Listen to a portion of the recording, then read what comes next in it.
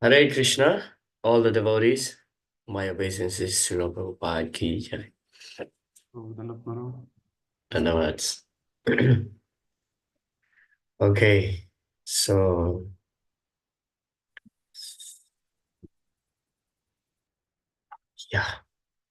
let's start with Mangalacharan prayers.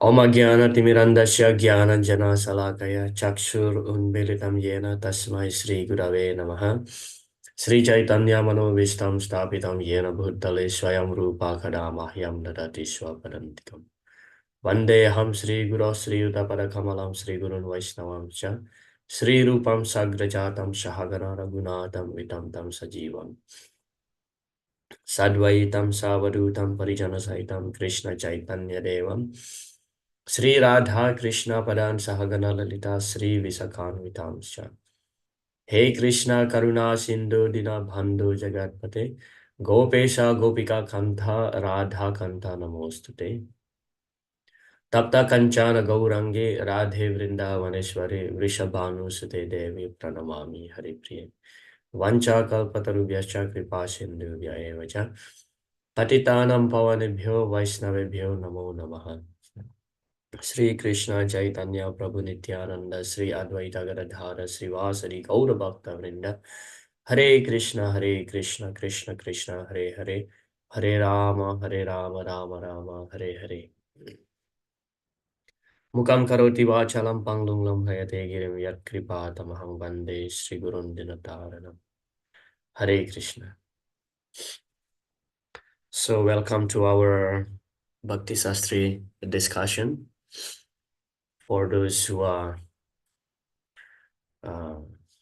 possible to open the video, so kindly you can turn on your video. Yes, I'm expecting that Navadvipa Sachimataji will be joining because I informed her yesterday that chapter 7 is finished and we will be doing the review of the Bhagavad Gita from chapter 1 to 6. And I requested her to to join maybe like last 15 minutes of this session. Yeah. So what we are going to do today is that we will try to remember again what we have learned, what we have discussed from chapter 1 to 6. Yes. And then after reviewing all these chapters, we will give you again the explanation of what we are expecting during the closed book assessment. Yes, so that part will be later also explained by Navadvipa Sachimataji. Yeah. So from all these chapters, chapter 1 to 6, what is your favorite part amongst all these, or what you still remember before I start speaking on these chapters? I would like to hear from all of you. Yeah, any point, 1 or 2 points briefly. What is your fascinating to always remember to learn from these chapters, especially when it comes to practical application in your daily life as as sadhakas, practicing devotees. So what is the things that really impact into your life?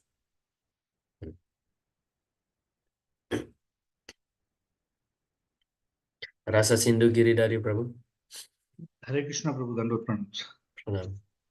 One of the most important things, and not only during these classes, but for a very long time that has impacted, is when Arjuna surrenders unto Lord, saying that now that I'm in so much of confusion, so I surrendered unto you completely for complete guidance. And I don't know which direction to take. And very often, what we do is when we're in the deep trouble, is when we start thinking of surrender. But other learning or my own realization that I had in all these years is when Lord Krishna goes to Hastinapur for the peace treaty.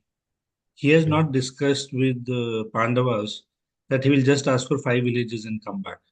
But mm, had they agreed to give, Pandavas would have still accepted it completely. So that is the state of complete surrender, that whatever Lord gives, whether it is 5 villages or complete universe or complete kingdom, they just take whatever Lord gives. So that is the level of surrender that one should attain in Krishna consciousness. That's my key learning of all the first 6 chapters, I would say. nice. Thank you so much. Yes. Sisyastiham sadimam tvam prapannam. Krishna says that, yeah. Sorry. Arjuna said that to the Lord in the chapter 2, text number 7. Yeah. Now I am a soul surrender unto you. You are my master. I'm your disciple. Please instruct me. But then, of course, that surrender is not complete surrender, because we will see the real complete surrender will be in the chapter 18.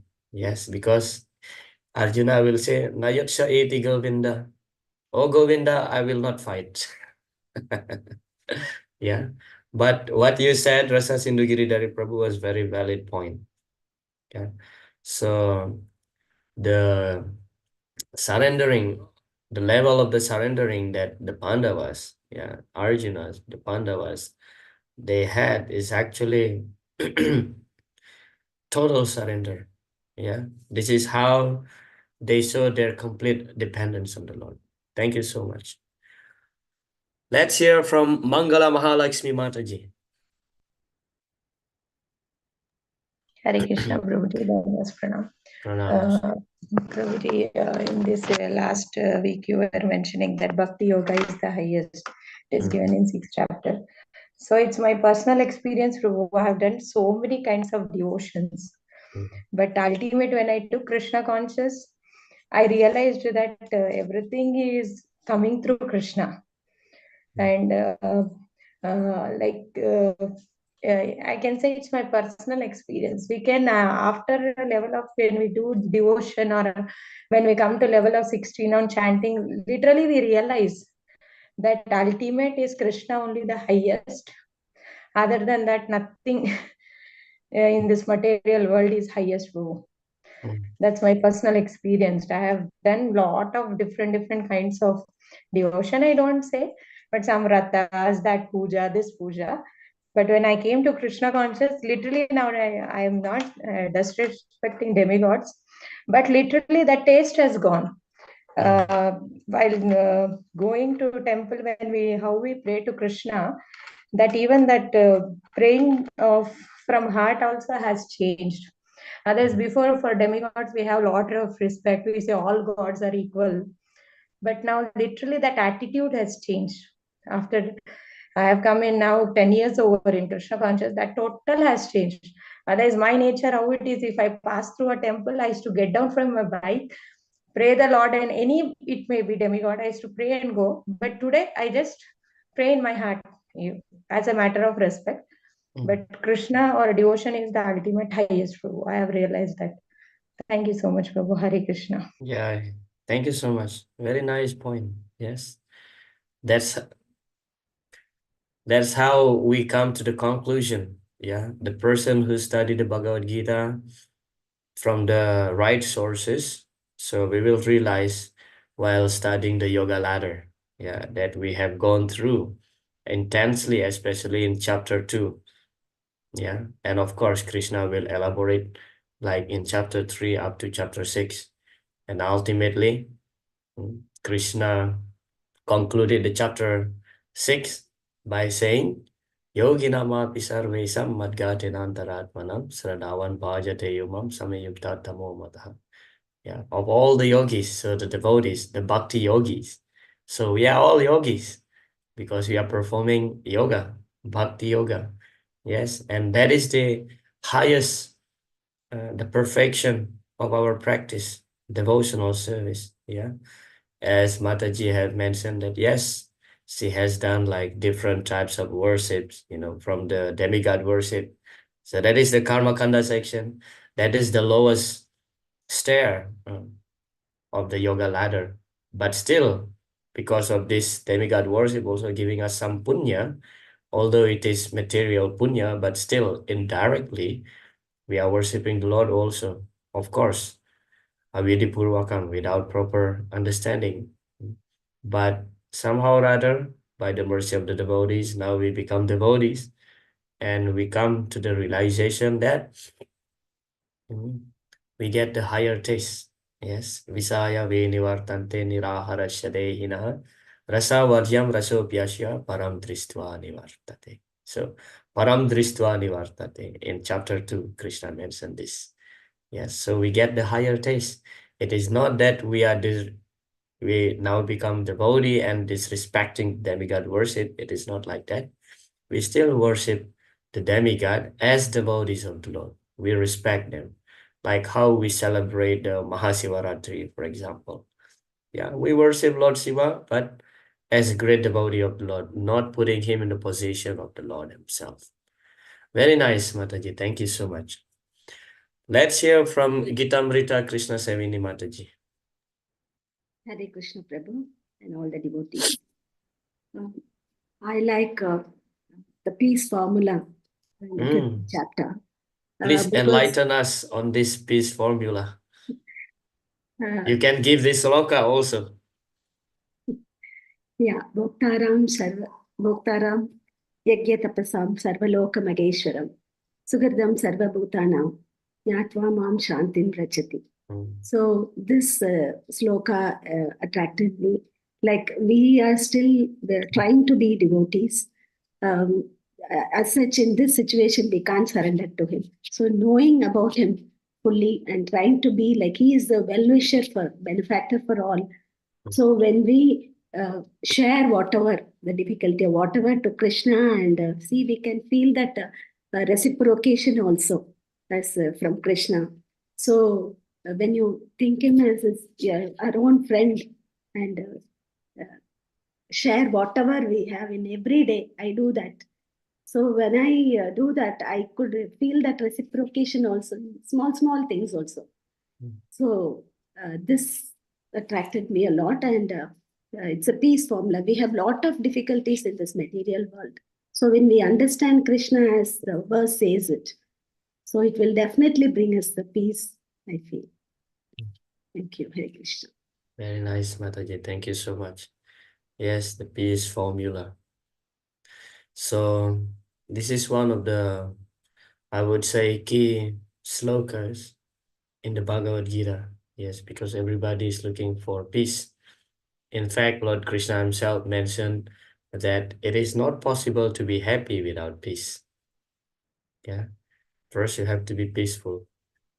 Then you can become happy, because Anandamaya Vyasat is the very nature of all of us, the jivas, So Anandamaya Abhyasat, we are looking for happiness. Yes. Brahmanda Brahmite Kona Bhagyavanchi. We are roaming around here from upper planetary system down to the hell and then go up again. It's like, why we are roaming around? Because we are searching for happiness. Krishna gave us the body of human. Sometimes we behave like animals. Yes. One day Srila Prabhupada was walking on the beach, and then he saw this, there are people, they were surfing. Yes. And Srila Prabhupada said, in the next life, for sure, they will become fish. Yes. Sometimes, I think that was in London, in one of the parks. There, Srila Prabhupada was sitting along with the devotees, and near where that park, there was not an airport, but kind of exhibition for the aeroplane. Yeah, small aeroplanes. So it making some noise. And Srila Prabhupada said, yes, they are making noise like mosquitoes. So in their next life, they will become mosquitoes. So what we are doing actually, that's an expression of our desire, what we want to be. We want to fly so much, Then in the next life, Krishna will give us the body of birds. Yes, we want to swim so much, Krishna will give us the body of fish. Yeah, so we are searching after happiness here and there in different forms of life. Why there are 8,400,000 species of life? Because there are 8,400,000 desires that we have. Yes. Thank you so much, Gitamrita Mataji, the peace formula. Anybody else would like to share what we have learned from the chapters 1 to 6, or what is our favorite part? One more devotee, at least. Bhupalaka Govinda Prabhu. Hare Krishna Prabhuji, Dandavat Hare Pranam, Krishna, Dandavat Pranam to Pranam. all the devotees. As everybody have said already, the level of surrender depends upon each one. But surrender actually is not so easy. We have to get out of the clutches of the mind, body, and senses. Unless we are able to control our mind, body, and senses, it is very difficult to surrender. And the sloka says, Bhoktaram Yatitapsam Sarvaloka Maheshwaram Yatva Mam, like that. It's a sloka says that the ultimate enjoyer is Supreme Lord Krishna. We think we are enjoying, but Supreme Lord Krishna himself is a Bhokta. So unless we have that mood that we cannot serve, we cannot enjoy ourselves, we have to serve. We have to give our all, our give up all our endeavors, and then only we can surrender actually. So surrender is not so easy. That's what my thinking, Prabhuji. Hare Krishna. Yeah, thank you so much, Prabhuji. Yes, so surrender is not easy. Yeah, but still, surrender can be easier in the association of devotees. Yes, so because we see, depending on the association that we get, actually, that's how we build our mindset. Yeah. So if you just associate with a person who are very enthusiastic in going for Sankirtan, for example, or any other services, you will naturally get affected. Yes. Yeah. Thank you so much. So my favorite part of all this, yeah, what we have learned from chapter 1 to 6 is toward the end of chapter 1. Yes, where Arjuna is putting all his doubts to Krishna. Yeah, this is my favorite part. So sometimes we are focusing so much on solution, but without understanding what really our problem is. We cannot fit in all those solutions that people try to give to all of us. Yeah. So first of all, we have to understand what is our disease. Just like a doctor examine a patient. First, he will examine, oh, this is your problem. Then he will give the prescription, the medicine. Yeah. So without understanding what's going on in our mind, in our heart, what problem that I have, so it is difficult to giving treatment to our own problem. Yeah.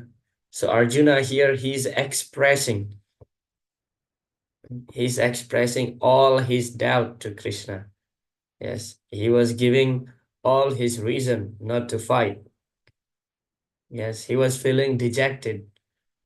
In fact, actually, chapter 1 is called the Arjuna Visada Yoga, or the yoga of Arjuna's confusion.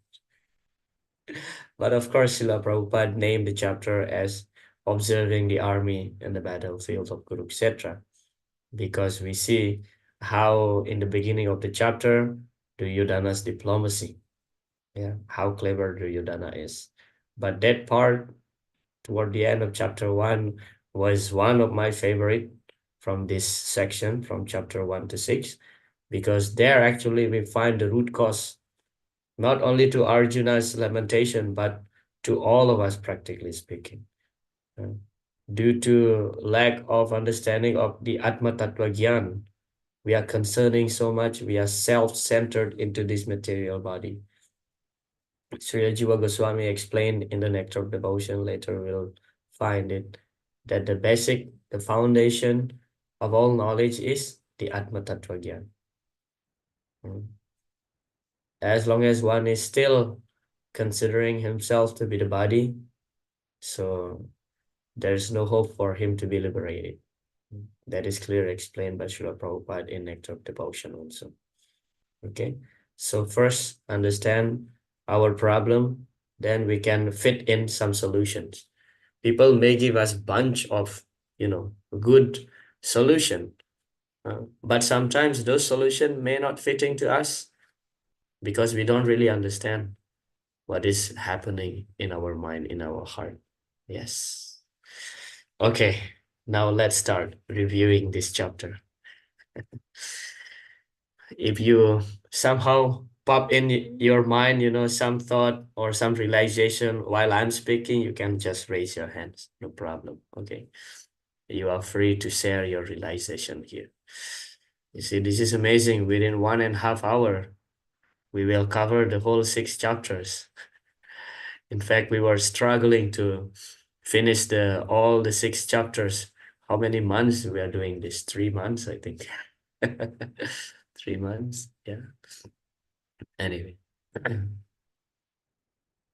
So chapter 1, we see again, it's opened by Dhritarashtra Maharaj.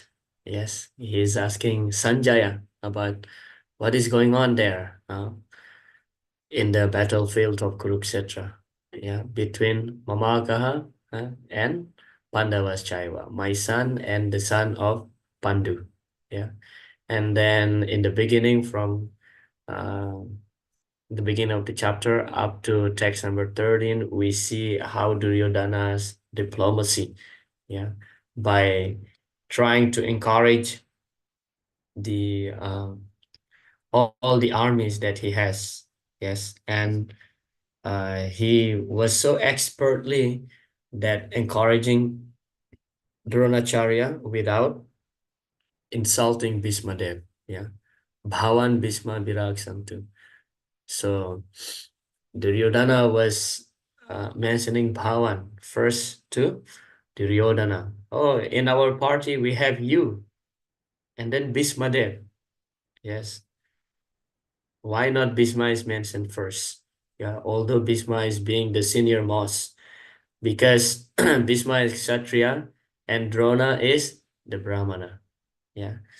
So Bhisma will understand that yes, according to the Varnas, Brahmana is higher. Yeah, but at the same time, Duryodhana tried to encourage all of them.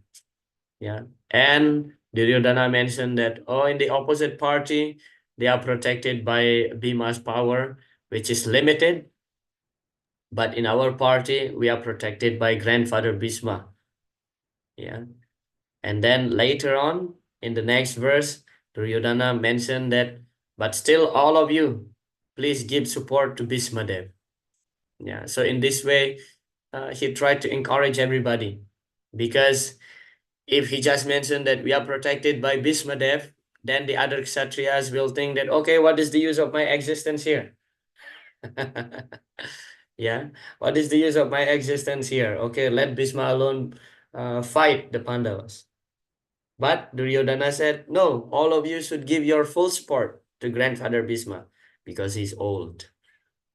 Yeah, although he is so powerful, but he's old, so we have to give our support. So in this way, all other Kshatriyas think, oh, okay, now we are playing very important role here in this battle. Yeah. So that's Duryodhana's diplomacy. Even he mentioned also his brother Vikarna, who's actually not at all a great fighter. Yeah. But because Vikarna was the only one who spoke up when Draupadi was being insulted in all this assembly, nobody was speaking. yeah, except Vikarna. So Duryodhana is afraid that Vikarna might change his mind and go to the other party. Because before the battle, Yudhishthira Maharaj was announcing, okay, before the Sanka is being blown up, the sign of the battle started. Anybody from my party would like to change their mind, will go to Duryodhana's party, you are allowed. And those who are from Duryodhana's party would like to join my party, you are welcome. So this was announced by Yudhishthira Maharaj. So Duryodhana was afraid that Vikarna, his brother, because he has soft heart, so he might change his mind. Okay, I should praise him also. So he will think that he's important person in my part. So like that, simultaneously Duryodhana encouraging everybody from his party, all the Kshatriyas, using his sweet words, diplomacy. Duryodhana is very clever person, actually. Yes, very clever person. Diplomat. And of course, we see here also how Duryodhana tried to point out the fault of Dronacharya, because he was giving the training to Drishtajumna. Yes, the son of Drupad Maharaj, who is actually his enemy. You are giving training to the son of your enemy who are meant to kill you.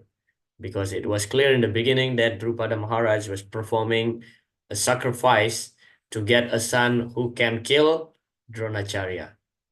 And the whole world knows that this Drishtajumna, who appeared from the fire sacrifice, appeared meant to kill Dronacharya.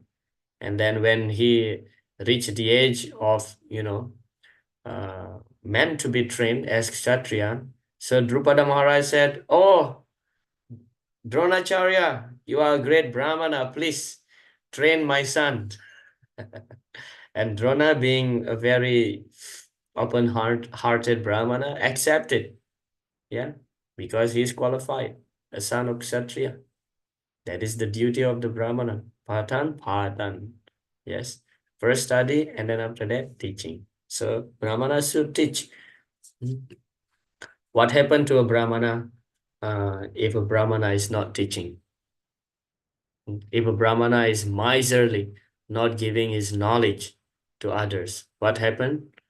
Actually, there was a long story, but I doubt that we can cover the whole thing if I tell you this story. But the result is that if a Brahmana doesn't share the knowledge that he has, if he just keep the knowledge for himself, he will become a Brahma Raksasa. He will become a ghost. Yes. Please remind me maybe in the next session, if you are interested to hear, there is a very beautiful pastime about this. How Brahmana, selfish Brahmana, became a Brahma Raksasa, became a ghost. Yes. So Duryodhana's diplomacy, in the beginning of chapter 1, we see that. And then from text 14 to 20, we see the sign of the victory of the Pandavas. Anybody still remember what are these 4 signs of victories of the Pandavas? Please raise your hand. This might be one of the questions of your exam, by the way. Maybe yes, maybe not. But we should always remember the signs of Pandavas' victory. What are those? Rasa Sindhu Prabhu? I'll mention one, Prabhu, let other devotees also add one. Okay. Please. So the presence of Lord Hanuman on the flag above the chariot. Very nice. That And is one. Gitamrita Mataji? Just mention one. Give others opportunity. Agni Dev has donated as the chariot. Yes, Kapidu Ajaha. Thank you. Anuradha Mataji? The sound of the gong shill, Prabhuji. Yes, Divya Sanka Pradad Matuhu. Thank you. Last one, Srinivasan Prabhu. Hare Krishna Prabhu. So Lord Krishna was Madhava being present in the Yes. side of Arjuna. Yes, the very Pandavas. nice. Very nice. Thank you so much. Yes. So these are the 4 signs of Arjuna's or Pandava's victory. Yeah, always remember this. Yes. And you should answer it without looking at your note. Hopefully. Yeah. So, yes, 4 signs of the Arjuna's victory. Yes, very nice. And then later we will see how Krishna, being the Bhakta Vatsala, yes, reciprocating to his pure devotee Arjuna, yeah, from text 21 to 27, yes, where Arjuna said that Senayor Ubhayor Madhye Ratham Stapaya Me Achyuta. O Achyuta, please bring my chariot in between the 2 armies. I want to see who wants to fight against me. Yes, in the beginning he was like very enthusiastic. He wanted to fight, but then upon seeing all these, his cousin brothers, his family relatives, grandfather Bhisma especially, and Dronacharya, his heart became melted. Yes. So Achyuta, what is the significance of Arjuna's calling Lord Krishna as Achyuta here? Anybody still remember? Anuradha Mataji? He never fails. Lord Krishna never fails. Being sorry, you had mentioned the story that being on a chariot, the person who's riding will actually even kick with the leg. So Lord Krishna was ready to serve Arjuna in that way, and not fail even as a servant. Yes. Thank you. That's the answer. Yeah. The significance of Arjuna's calling the Lord as Achyuta because he never failed. Yeah. He never failed means he never failed in anything, including Bhakti Sastri exam, including submitting AC, including homework and slokas. He never failed. Yes. No, I'm just trying to remind you for those who are still not submitting your homework, essays, slokas, please do it as early as, yeah. So Lord Krishna never failed, including to serve his own devotees, because he's taking, as Srila Prabhupada mentioned in that purport, that he's taking much more pleasure when he was being ordered by his pure devotees to do something rather than he's giving the order. Yes. So Bhakta Vatsala, we see that point. And then Arjuna's doubt from text 28 to 46. Yes, we'll see even up to the beginning of chapter 2. Yes. So there are 5 reasons of Arjuna not to fight. Yeah. Anybody still remember what are those 5? Please raise your hands without looking at your note. Sudamayi Madhavi Mataji. Hare Krishna Prabhuji. Hare Krishna. Yes. So Go the 5 ahead. reasons which Arjuna gives not to fight are first is compassion. So he didn't want to fight out of compassion towards his family members, near and dear ones. Second is the sufferings. Not Prabhu, enjoyment. So Arjuna thinks so even if he achieves a kingdom by killing his family members, he cannot enjoy without them. He will not be able to enjoy. Third is sinful reactions. Arjuna fears that he will incur sins by killing his own family members and ultimately go to hell. So sinful reactions. Then Prabhu.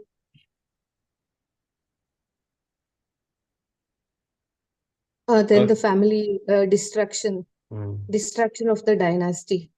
So when all the elderly men in the family are not there, irreligion arises, and from irreligion, women will become polluted, and like that, unwanted progeny arises, and thereby the family tradition is lost, serving food and water to the Pitrus or ancestors is lost, and everybody will be going to hell. So the destruction of the family. I think one I missed out, Prabhu. Not Okay, able to no recollect. problem. That's like great. You have mentioned 4, one more left. Balaka Prabhu, you raised your hand earlier. Prabhuji, I was also thinking the same line. I don't remember the other one point. I'm trying to recollect. Gita Amrita Mataji. Indecision. He was confused, like Yes. what to do. Yeah. So that was the reason. Yes. The 5th reason is in the beginning of chapter 2. Yes. Indecision. Yeah. So the doubter is never happy, Lord Krishna mentioned. Yes. So indecision means you are doubting, Yes or no, these are clear, But when you say maybe, that means you are doubting. Yeah. Just like you are trying to enter a room. Yes. So one step inside and then one step outside. So when you are doubting, then you are not going anywhere. Yeah. So similarly, Arjuna also, he is in indecision, whether he will fight or he will not fight, whether being defeated or defeat them. Yeah. So this confuses his mind. Yeah. So these are the 5 reasons of Arjuna not to fight. And then we will see how Lord Krishna just break all these arguments. By the way, all these 5 arguments, they are all valid. They are all valid, Compassion. Of course, you must feel compassion, especially toward your family members. Sinful, yes. If you kill your own family members, you'll get sin. Why not? And then enjoyment. What is the point of winning the kingdom if the family members are dead? And then destruction of the family dynasty. Yeah. If all these men are killed, then nobody will protect the women. And then when women becomes polluted, the Varna Sankara appear. Yes, when the Varna Sankara appear, they don't know our family tradition.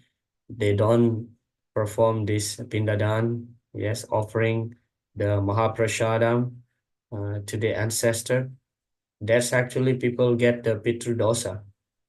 Yeah, some people born with the Pitru dosa in their astrological chart, and their life might be so miserable. Yeah, whatever they tried, it's like hell. They will suffer so much because of the Pitru dosa. Yes, so you have to perform Shraddha in order to be freed from Pitru dosa. There is a period of the year called the what is that period called? It's for 2 weeks. I forgot how it's called. Siddhamayi Mataji, you remember what it's called? Where people generally go to Raise Gaya. hand to ask Gaya, a Gaya. question, Prabhu. Yeah, to Gaya. Raise hand to ask a question, Prabhu. Oh, 1 minute. Okay. Guruji, Mahalaya. No. Anyway, it just stuck on the tip of my tongue. But this period for 2 weeks, generally people used to go to Gaya or wherever there is, Ganga flowing. Bhadrapada Yeah. month, Prabhu. Bhadrapada month, they perform 15 Pitru days. Prabhu. Paksha, Prabhu. Yeah, Pitru Paksha. Pitripaksa. Yes, thank you so much. That's the word, Pitripaksa. Thank you. Yes, during these 2 weeks, people used to go to Gaya and they perform Shraddha. Yes, this is the period where you can actually repay your debt to the ancestors. Yeah, in order to be free from Pitrudosa. Yes, Pitrupaksa. Sudamai Mataji, you have questions? Yes, Prabhuji, like I want to know, like to what extent one's horoscope affects a person, Prabhu. Like whatever is there in his horoscope, is it going to affect him 100%? Like, or how should we take it, Prabhu? Yes, thank you so much. Very valid questions. Yes, it's all depend on the level of our surrendering to Krishna. Ye yathamam prapadyante tam stataiva bhajamiham. Yes. So you are born with your karma. So your horoscope is actually a picture of what you have done in the previous life and what's going to be happen in the in the future, or what is going on at present also. Yeah, sometimes when you are entering your Saturn period, yes, whatever you do, you just miserable, fail, materially speaking. Therefore, when you enter your Saturn period, don't try so hard to collect some material things like wealth, money, this and that, because sometimes it's not working. But in one hand, it is good for our spiritual advancement. Chant more rounds. That is your opportunity, actually, because you understand that if I try this, it will fail. So better to chant more japa for spiritual advancement. Yes. So this horoscope is a complete picture, actually, of your personality. For example, like those who understand a little bit about astrology, like there are 12 houses in astrology. Yeah. The first house is depicting your personality. For example, I have moon in my first house. So my face is round. Yeah. You can see this actually. Whoever have moon in their first house, their face will be round. Yes. Doesn't matter whether you are skinny or you are, healthy. Your face will remain round anyway. That means he has or she has moon in the first house. Yeah. Anyway, it's great detail of astrology. Yeah. If you have Mars in your second house, that means you have good memory. You'll become like very smart. Yeah. You check this, like people will be smart. And those who possess also Venus in the second house, they can become a good singer. Yes. Anyway, it's like complete sign of Vedic astrology. It's good actually to learn the astrology. Yes. But to what extent, again, your question affect our life? To the extent of our surrendering to Krishna. Yes, because karma can be changed.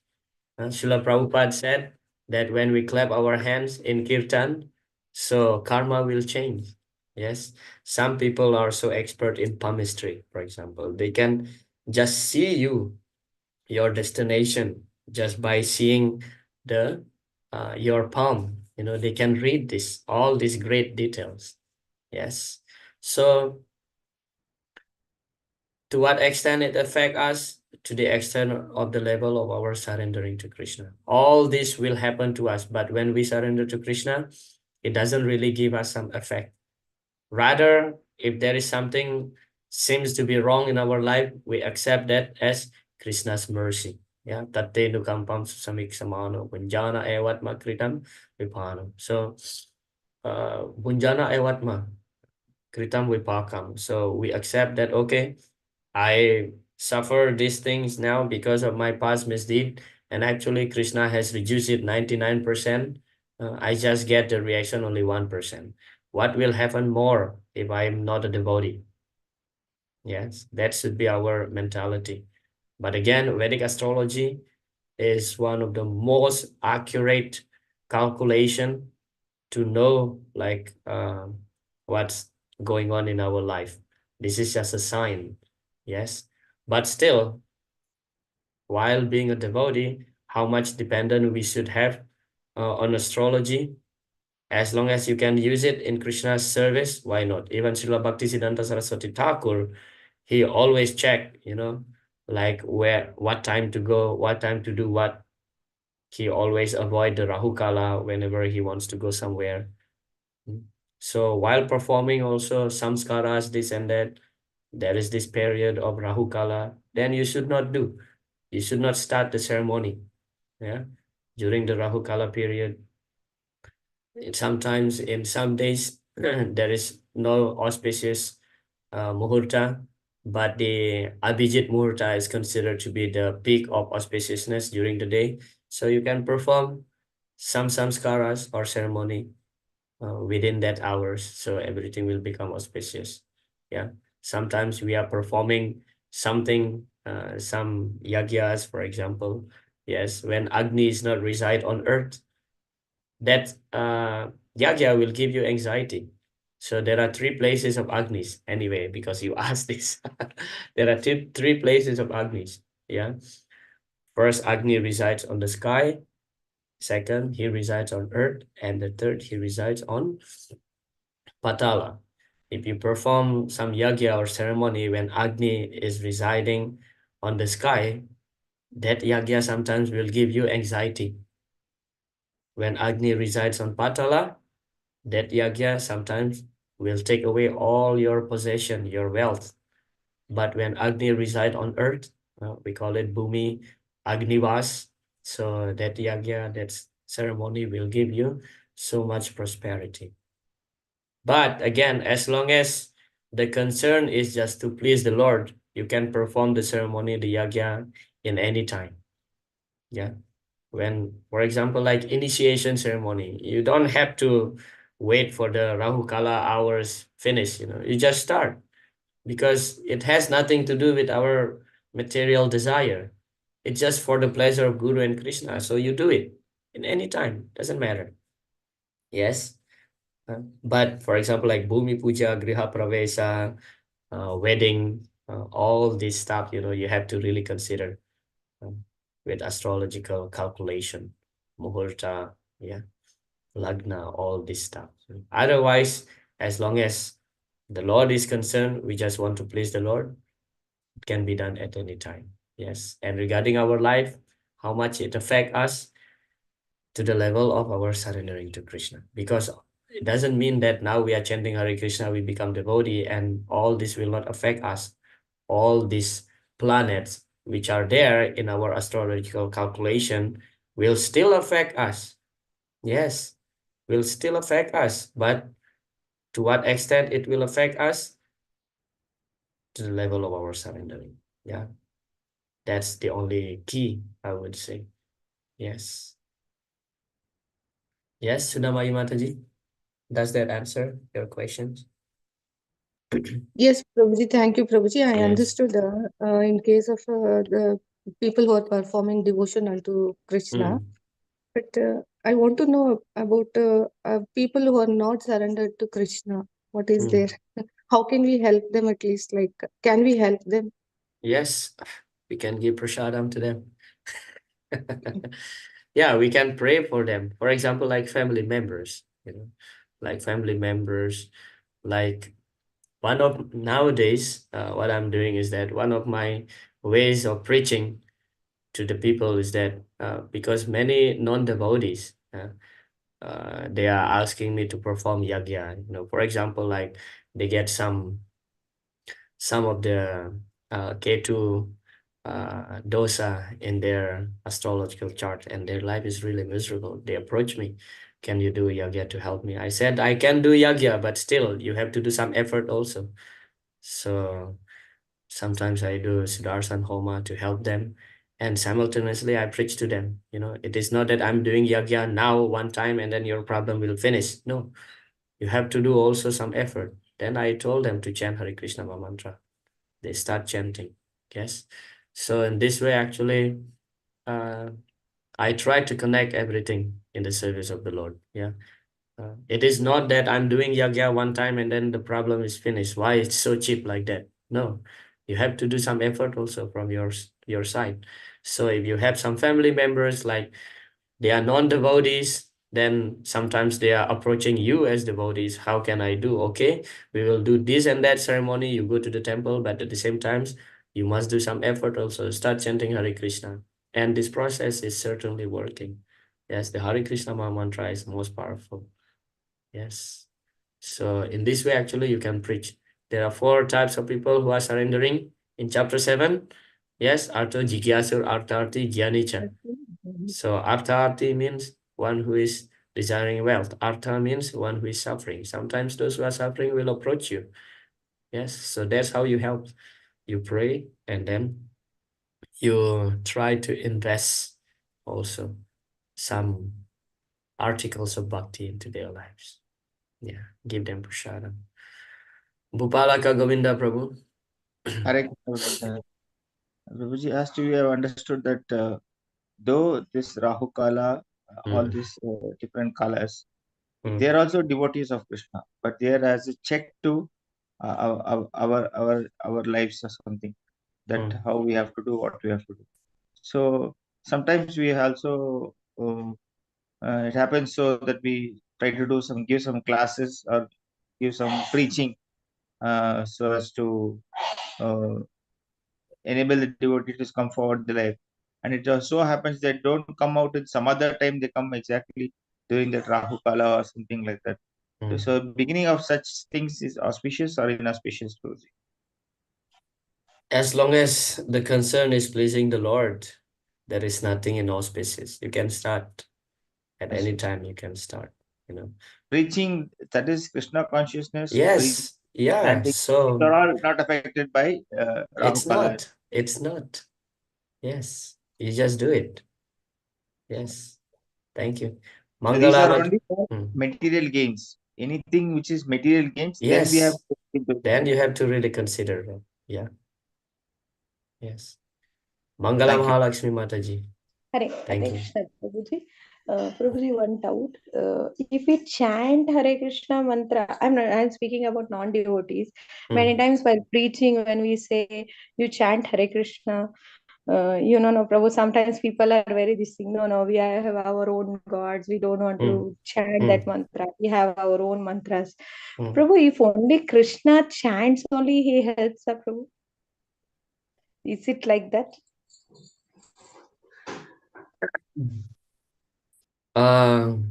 Yeah, I mean, like, if we see again the 9th offense against the holy name is to preach to the faithless, right? This is the 9th offense. Then what to do if they don't want to chant? Then you should not force them to chant. You should not force them to chant. But rather, okay, you respect, okay, that is your God. So you chant the mantra only for your God. If they don't want to accept the holy name, then leave alone. Otherwise, if we force too much, then he might commit some Vaishnava aparat. Yes, because he might start, blaspheme against you, against Krishna. Yes. The reason why this is an offense against the holy name, because Krishna can tolerate any amount of offenses against himself, but he cannot tolerate the offenses against his devotees. Yeah, if you enforce so much, then these people who are not willing to accept the holy name may hate you and may start blaspheme on you. That's why it is an offense against the holy name. Yeah. So you just can pray. What can I say? And even if they don't want to chant, just simply by saying, oh, why don't you chant Hare Krishna? They heard already Hare Krishna. So, Yanama Sruti Matrena Puman Bhavabdi Nirmalam. Simply by hearing the holy name, even by chance, they get a lot of purification. So that's fine. Like in Cambodia, nobody knows my name. I mean, like almost nobody knows my name because I used to go from one village to another villages to distribute prasadam and do kirtan.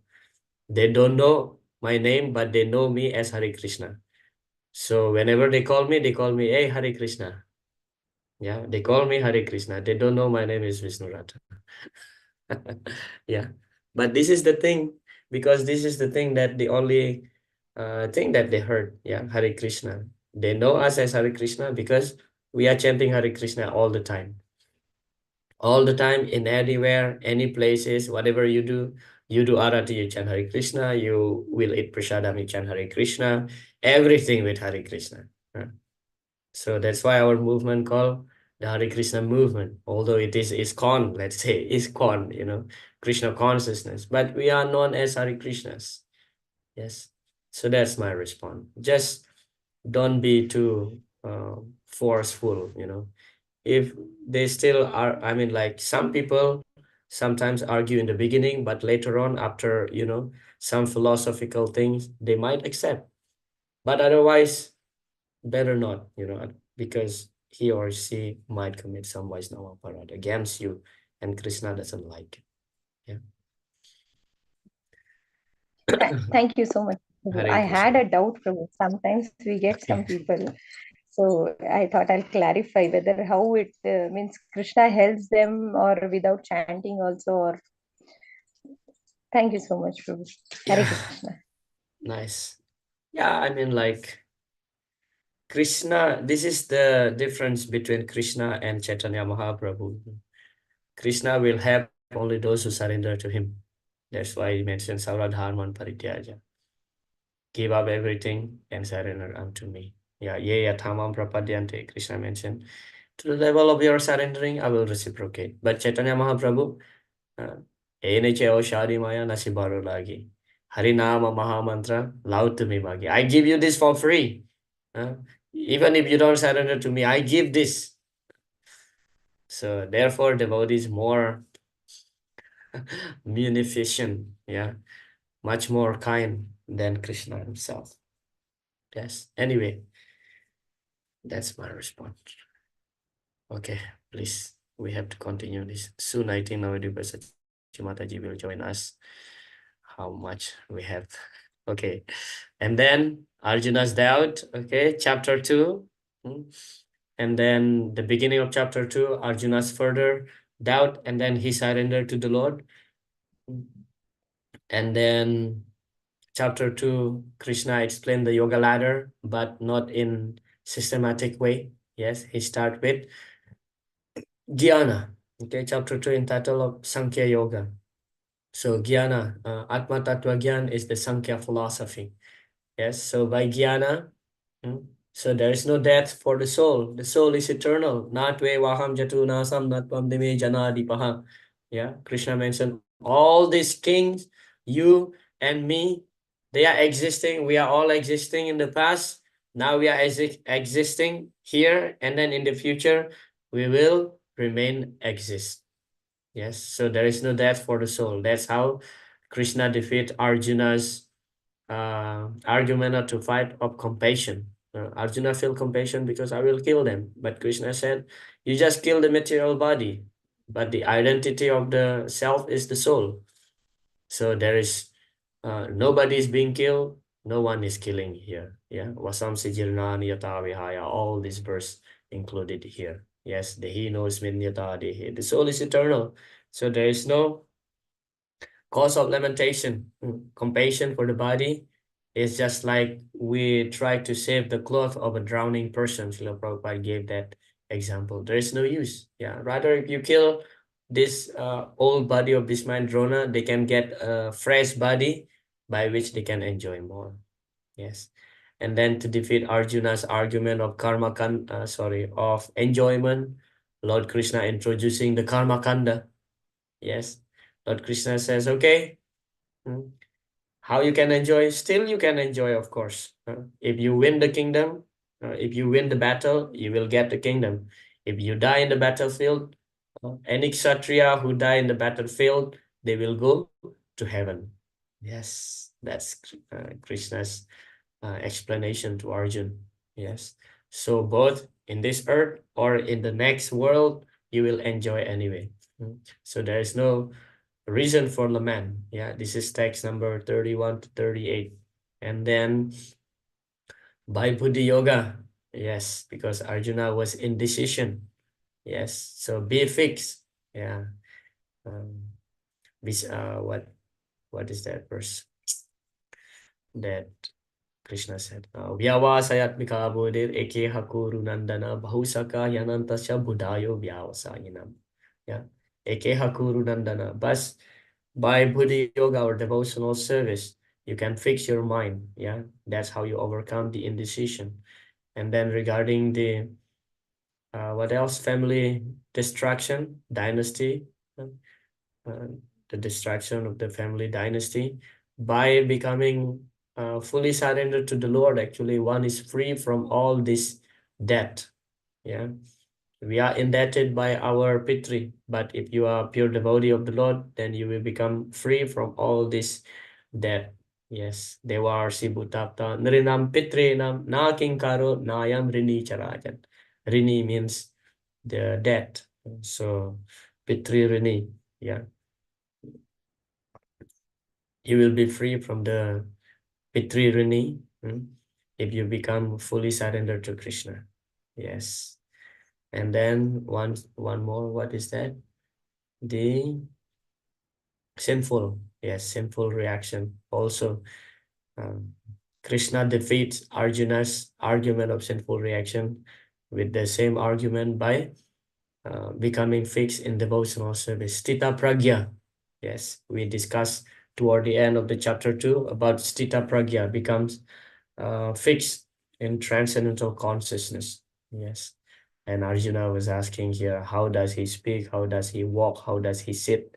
All these things. So how he speaks, like what words comes out from his mouth. Yeah. How a pure devotee speaks. How he sit means how he control his senses. How he walk means how he engages his senses. Yes.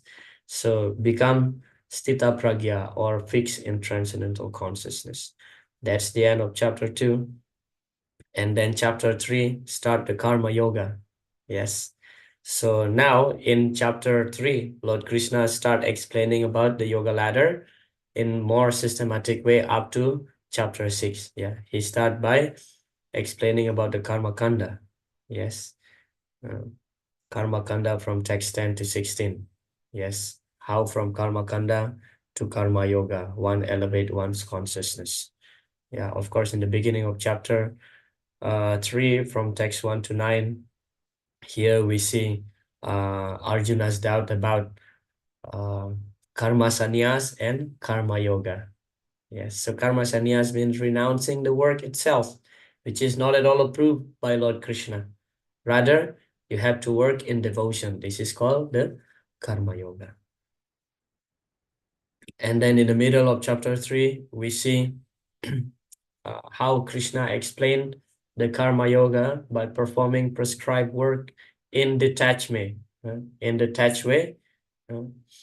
just to set the example. Yes. Yadyada charati srestas tata devetaro janaha. We see that verse in that part of chapter 3. Yes. Although you are a renounced person, but Krishna mentioned to Arjuna, because you are a great Kshatriya, you are a leader of the society, you must set up a good example. Otherwise, if you behave like this, you are neglecting your duty, then the whole world will follow your footstep. Yes. So set up the example. I gave the example how Srila Prabhupada was traveling. He reached the airport at 2 o'clock, and then they brought him to the temple. And then Prabhupada attended Mangala Arati. Yeah, and Srutakirti Prabhu was his servant at that time. He was asking Srila Prabhupada, Prabhupada, why don't you take rest? Prabhupada said, if I don't attend the Mangala Arati, all these fools and rascals, they also will not attend the Mangala Arati. Yes. So he set up a good example, yeah, for his followers. It is not that he just preached, but he preached through his example. This is called Acharya. Yes. So Acharati, yadyada charati srestas, tata devetaro janaha. Sayat pramanam kurte lokastad anuvartate. So lokastad means the whole world will follow his footstep. Yes. And then toward the end of chapter 3, we see that lust and anger being explained by the Lord. Yes. Lust especially, this is the greatest enemy. And then Krishna gave us the clue where is this lust resides. Yes, in the mind, intelligence, and the senses. Yes, like in the battle, if we know the position of our enemy, it's easy for us to defeat them. Yeah, but sometimes the sniper, they would hide, and the sniper kills most of the people because they are hiding and nobody knows where is his position. But if you know the position of the enemy, then you know how to defeat them. Yes. So similarly, this last also, which is the devouring enemy, Krishna mentioned, devouring enemy. It's the greatest enemy. Yeah. Can be defeated by devotional service to the Lord. And then chapter 4, entering the transcendental knowledge. Yes. So transcendental knowledge about Krishna explained in chapter 4, text 1 to 10. Yes, how Lord Krishna in the beginning of the chapter mentioned that this knowledge has given by me to the Sun God. Yes, Imam Vivasvate Yogam Proktavan Aham Avyayam Vivasvan Manave Praha Manur Ikshvakave Bhravi. Yes, but then Arjuna is doubting, how is it possible? How is it possible that you explain this transcendental knowledge to the Sun God, seeing like your age? So Krishna explained that yes, both you and me, you have descended along with me together in different pastimes, but this is the difference. Yes. Prabhupada explained that no matter how great a jiva is, so he cannot be equal to Krishna. Therefore, Krishna is known as the Asamau Urdhva. Yes. Nobody can be equal to Krishna or higher than Krishna. Yes. So Arjuna forgets, but Lord Krishna didn't forget everything. Would like to welcome Her Grace Navadipa Sachi Mataji. Hare Krishna Mataji. Hare Krishna Prabhu, Dhanwas Pranam to all the Vaishnavas. Hare Take Krishna. notes of my humble obeisances. So Mataji, I'm still in the beginning of chapter 4. It will Yes, take I heard Prabhu. I'm quite also listening. few So, minutes. yes, no problem, Prabhu. I'll be here. because we have like enjoyable discussion in the beginning of the session. So as usual, you know me, I'm always carried away by different things, and all these Vaishnavis asking different questions. So we Yeah, are we are happy slightly to hear all the pastimes, Prabhu. I think you recite more pastimes about Prabhupada than I have ever heard, Prabhu. It's very nice. Okay. Haribol. Please continue, Prabhu. I'll just be Yeah, on. sure.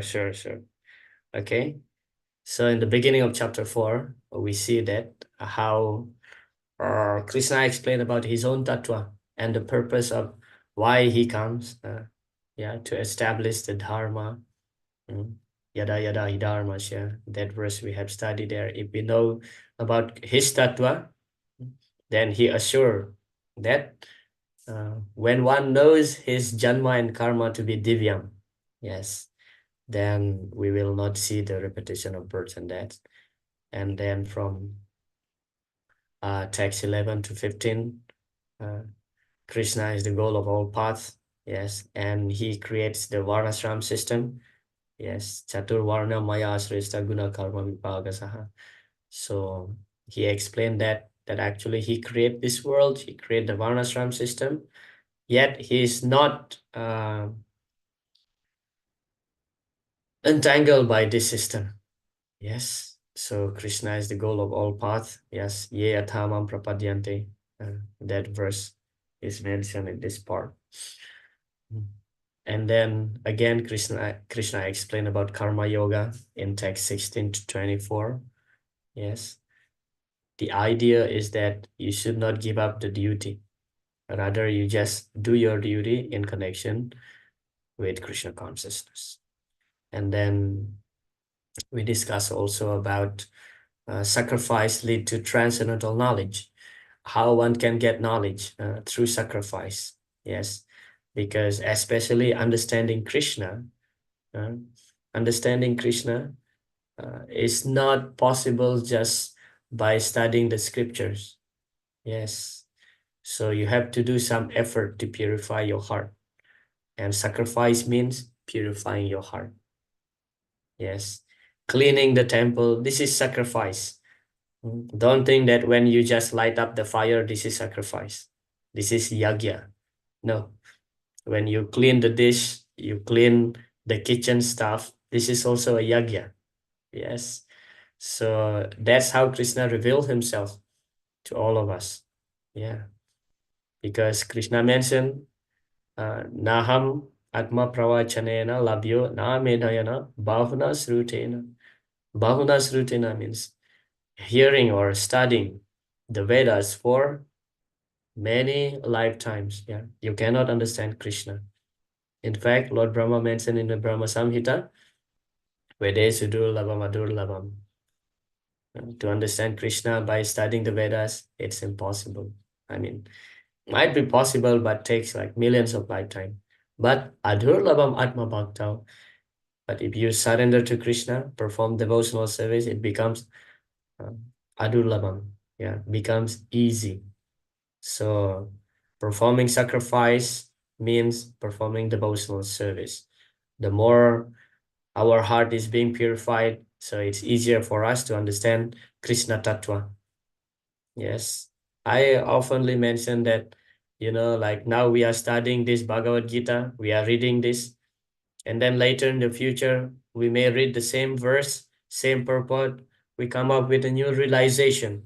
Why? Because the amount of our service we have done for the past year, 1 year from now, you will read the same book again. You will get new realization because your heart is being purified, because you chant more japa, you perform more service. So that's the secret. That's why in text 25 to 33, chapter 4, Krishna explained how sacrifice lead to transcendental knowledge. And then toward the end of chapter 4, Krishna just gave the summary of transcendental knowledge. Yes. How to get the transcendental knowledge. Very important sloka. Yes, tad vidhi pranipatena. By approaching a spiritual master, asking question in submissive mood, and then sevaya. Yes, service to the Lord. Yes. Sorry, service to the spiritual master. That's how we get transcendental knowledge. Yes. And Krishna glorifies actually transcendental knowledge, that even the most sinful person amongst all the sinner, yes, can be delivered by transcendental knowledge. Yes. Tattva. Krishna Tattva Gyan. Of course, Krishna Tattva Gyan does not simply means that, okay, I know Krishna, he was born in the jail. It's not just that pastime, Krishna Tattva means understanding our Sambandha Tattva also to Krishna. Yes, our connection with Krishna. That's the real realization start when we understand our Sambandha Tattva Gyan with the Lord. Yeah. Otherwise, understanding that Krishna was born in the jail is not sufficient. Yeah. And then that's the end of chapter 4. And then chapter 5, Karma Yoga, action in Krishna consciousness. So this Karma Yoga is actually Karma Sannyas Yoga or Niskama Karma Yoga.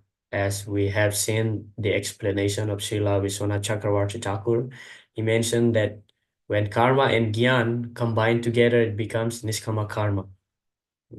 So Karma Yoga, action in Krishna consciousness. Yes. So we connect our karma, our activities endowed with jnana, yeah, transcendental knowledge, and we combine both, it becomes devotional service. Yeah. Or sometimes Srila Prabhupada call this as Buddhi Yoga also. Yes, Buddhi Yoga, because we are using our intelligence in the service of the Lord. Yes. So in the beginning of chapter 5, Krishna explained to Arjun that actually Karma Yoga is equal to Karma Sannyas, but it's easier. Yeah. Because Arjuna is still stubborn that he was determined to give up his prescribed duties as Kshatriya. Yes, so he wants to give up his work.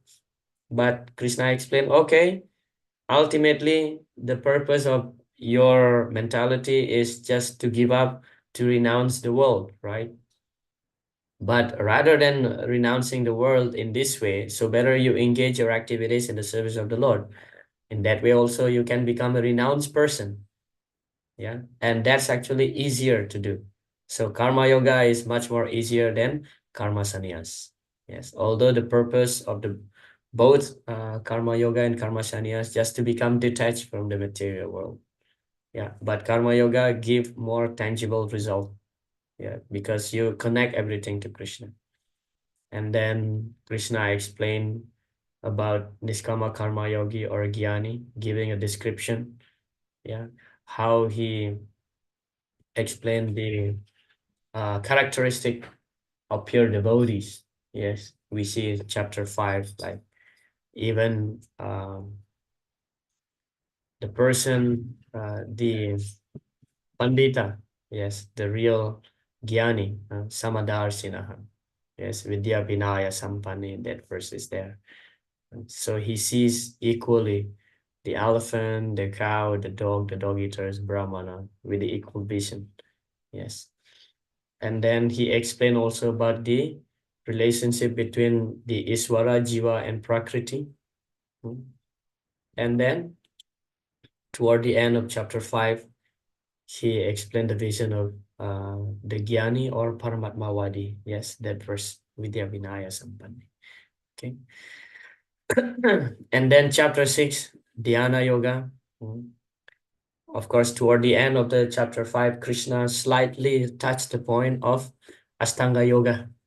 Yes, slightly. But in the beginning of chapter 6, Krishna explained more about this Astanga Yoga, how it is very difficult, even for Arjuna also. Yes, 5,000 years ago, Arjuna already rejected this process of Astanga Yoga. Although Srila Prabhupada mentioned Arjuna is a great yogi, yes, but he cannot follow this, like Suchao, they say, should be in the secluded place, nobody will disturb you. You should not eat too much. You should not sleep too much. You should not eat less. You should not sleep less. You should sit on the nice place, not too high, not too low. You should sit on the kusa grass or on the deer skin or tiger skin, yes, where nobody will disturb you. These are all impractical, especially nowadays, yes. So Krishna explained about all these procedures, the Yoga Ruruksu and Yoga Rudha. Yoga Ruruksu means the beginning of the yoga practice, and then Yoga Rudha means the mature level of yoga practice. And Srila Prabhupada concluded that the person who just beginners in Krishna consciousness already surpasses the result of this Astanga Yoga practice. Because the Astanga Yoga meant to bring us to the level of samadhi. But a person in Krishna consciousness can be immediately situated on the level of samadhi. Yes, by constantly thinking about Krishna. Yes, Prabhupada gave the example of Ambarish Maharaj. Yes, Savayamana Krishna Padara Vindaya, how he constantly think about Krishna. And Krishna explained about the mind also. When the mind becomes enemy, when the mind becomes friends, yes, in this section of the discussion. Yes. And then text 28 to 32, Krishna explained about the realization of Lord Krishna as the super soul. That is the perfection of yoga practice. Because the yogi, they meditate on the super soul. Yes. Srila Prabhupada also explained that the Krishna conscious yogi is perfect seer. Yeah, because he sees Krishna situated in everyone's heart as the super soul. He sees everywhere Lord Krishna. Yeah, so in this section, there is that sloka. How's that start? Yovam pasyati sarvatra sarvam chamayi pasyati tasyahamna pranasyami sachamina pranasyati. So the person who sees Krishna everywhere and see everything in Krishna, so they never be separated from Lord Krishna. Yes, so that is the perfect yogi. Yes, and we see from text 33 to 36, Arjuna rejected the Astanga Yoga process. He mentioned that, because to do this Astanga Yoga, you have to control your mind, especially. Yes, but Arjuna said that, Chanchalami mana Krishna pramati balavadridan. It's easier for Arjuna to control the wind rather than to control the mind. And Srila Prabhupada mentioned that what is our hope? If we cannot control the wind, then what to speak of controlling the mind? Yes. And then we talk about the destination of the unsuccessful yogi. Yeah, Suchinam Srimatam Gehe. At least they will enjoy in the heavenly planet for many years, and after that they will descend to the world, to the Bhumi, yes, to this planet, and they will take birth in the aristocratic family or in the Brahmana family. Now that's the result only for those who are beginner in Bhakti Yoga. But those who are already long in their practice, but somehow rather could not make it still, they will be immediately born in the family of devotee. And Srila Prabhupada mentioned in this purport, he said that our humble self, yes, Srila Prabhupada, and our spiritual master, yeah, Bhaktisiddhanta Saraswati Thakur, we were born in a great Vaishnava family. Yes.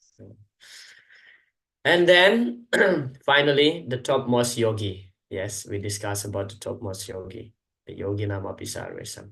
Yeah, because Krishna explained about the Ashtanga process, you know. So yogi, but the topmost yogi is a devotee, yeah, who constantly think about Krishna within their heart. Sradhavan bhajate yomam. And with full sraddha, with full faith, bhajate, performing devotional service to Krishna. So that's end all these 6 chapters of the Bhagavad Gita in a short review we have done. Yes, so thank you so much. Hare Krishna. Navadvipa Sachimataji. Hare Bol So, Prabhu. Hare Krishna. yes, now is your turn. Yeah. You could My turn briefly, to yes, you could briefly like explain what is your expectation to all the students for the upcoming closed book assessment for this unit. Yes, Prabhu. Thank you so much. Again, my Dhanos Pranam to all the Vaishnavas here. It'll be nice if everybody can turn their video on so that we can have this quick discussion.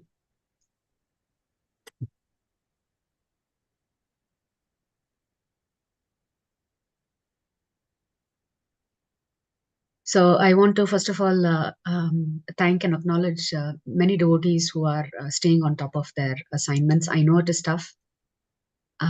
It's not easy.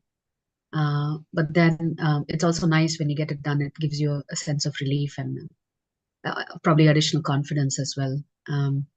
So generally, when we had a previous Bhakti Sastri, we used to not get 4 weeks of studying. I think maybe 2 weeks of studying is what we used to get. So I was thinking, Prabhu, we can probably have the exam a little earlier, no? Feb 27th or something.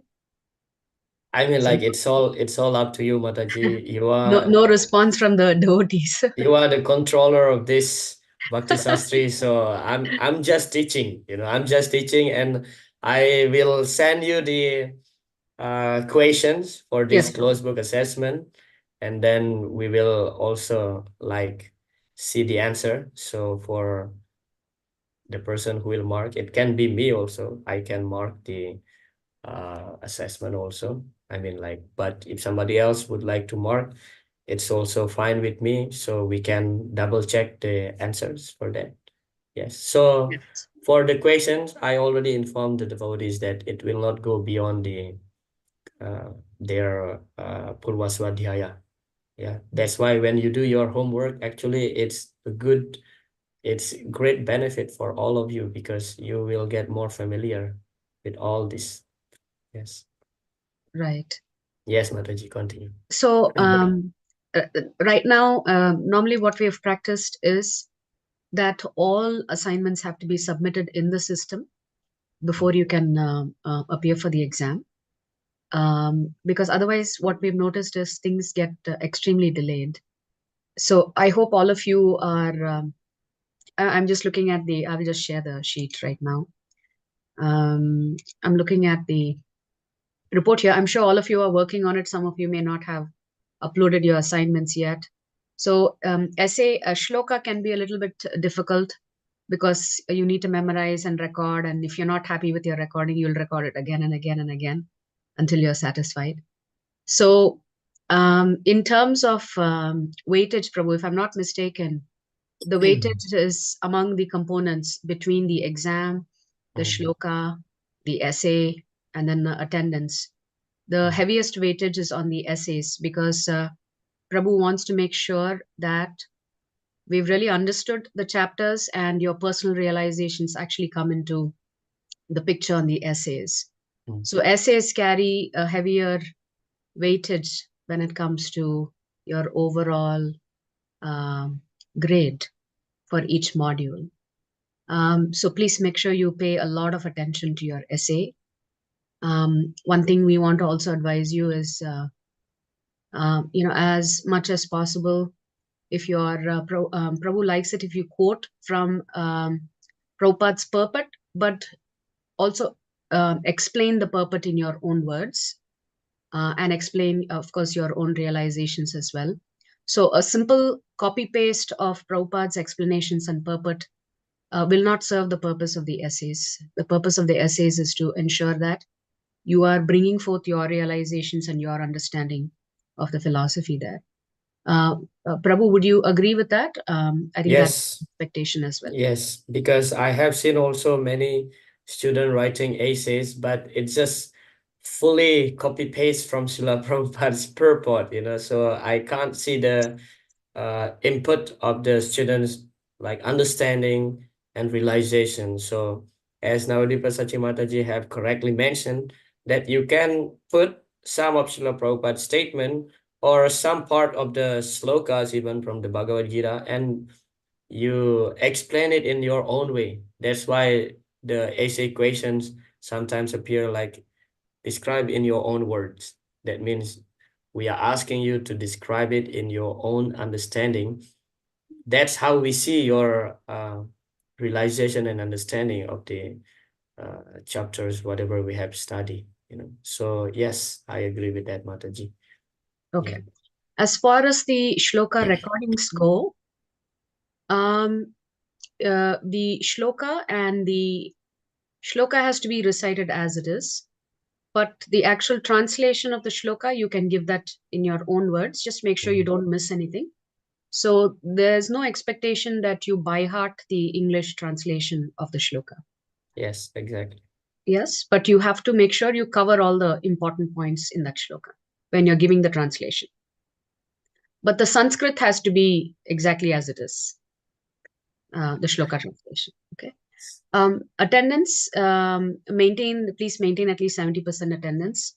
And then for the closed book, I can tell you from my experience, and I'm sure Prabhu will help us out in the same way. Prabhu's papers are pretty simple and straightforward. And Prabhu, are you including a short essay in your question paper? No, No it's short. it's just from the closed book Purva Swadhyaya question, like really short, and I would include some analogies also. Yes. Yes, so because analogies, why we are studying the Bhaktivedanta purport, because Srila Prabhupada has given us so many analogies, and that's very helpful, especially when it comes to preaching. And when we encounter in daily life also, like there are so many analogies that we can relate on that Srila Prabhupada has given us. So that's my style. Like I give that very short questionnaire answers, and then some analogies. So that's all. There is no short essays, because I mean it's good, but you already being overloaded with just these aces, please just work on that, and I'll be very grateful if you just submit it on time.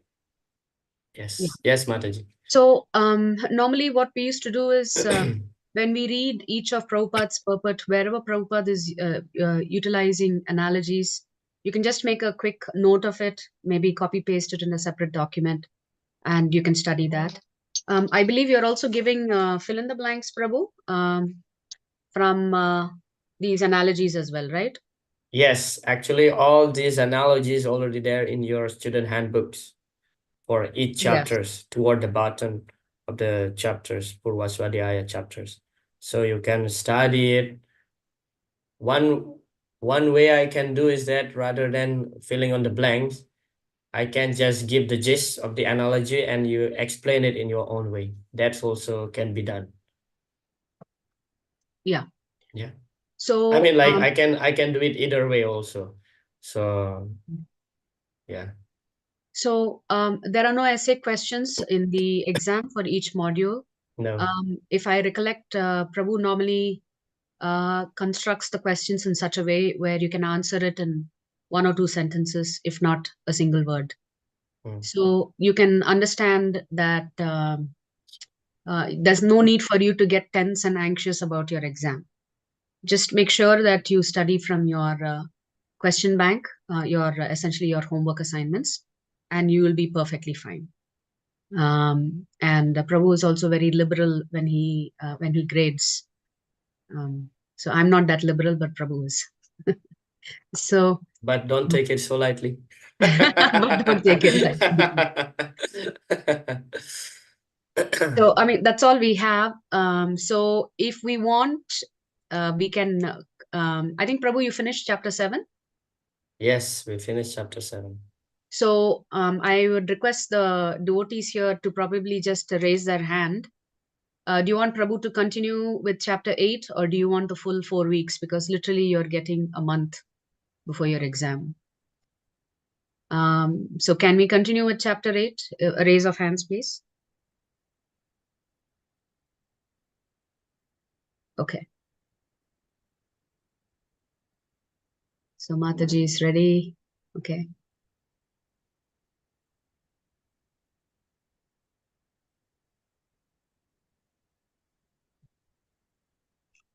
What do you think, Prabhu? Vishnuratha Prabhu, should we continue with chapter 8?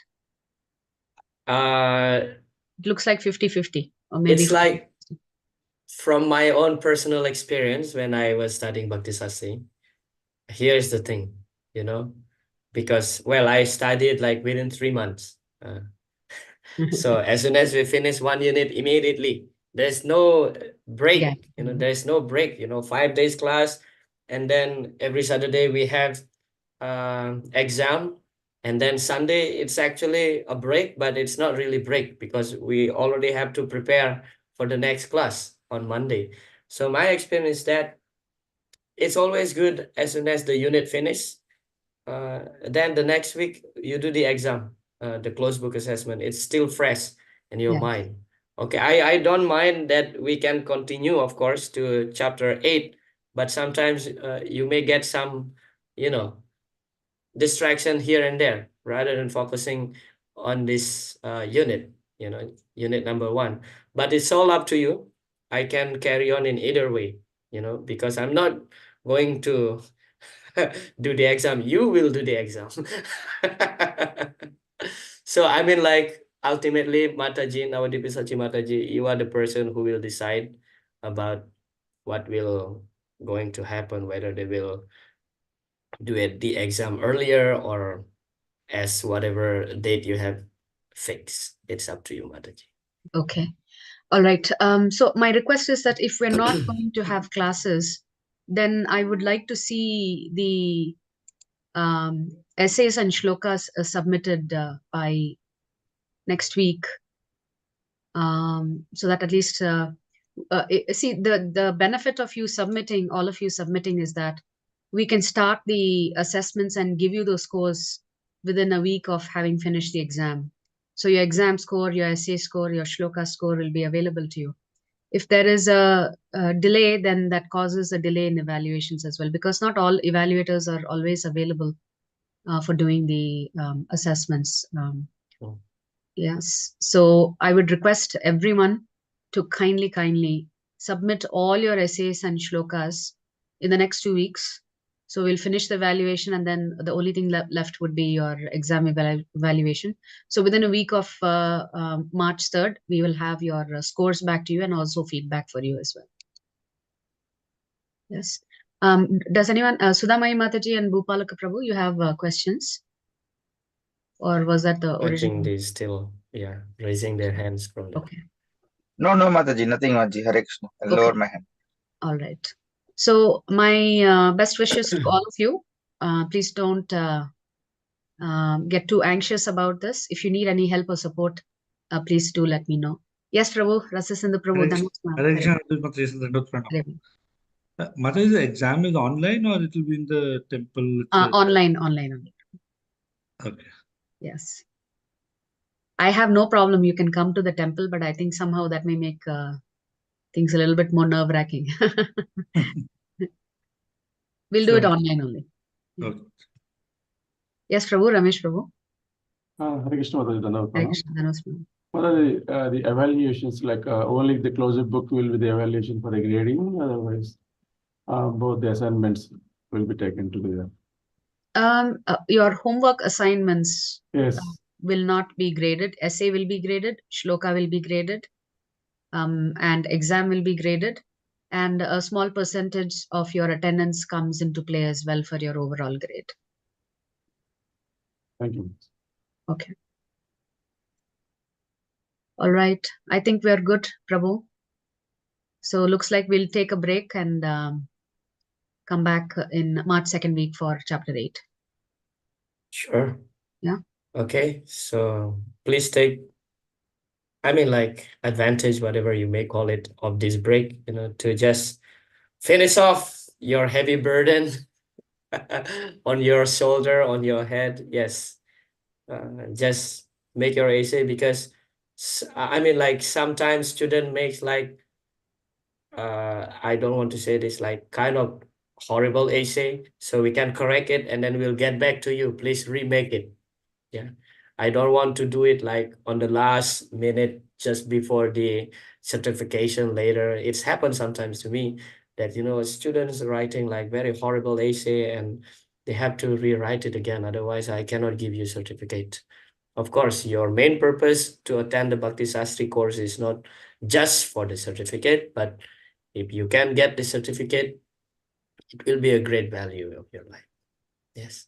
Thank you so much, Navadipa Sachimataji, for your kind association within this short Thank you, moment. Prabhu. We miss your pastimes. It was nice to hear a quick review of the first 6 chapters. Okay. Thank you, Prabhu. Haribol. Hare Krishna. So, yes, exam will be on the 3rd of March, right? Correct. And then we will continue chapter 8 right after your exam. Yes. Yes.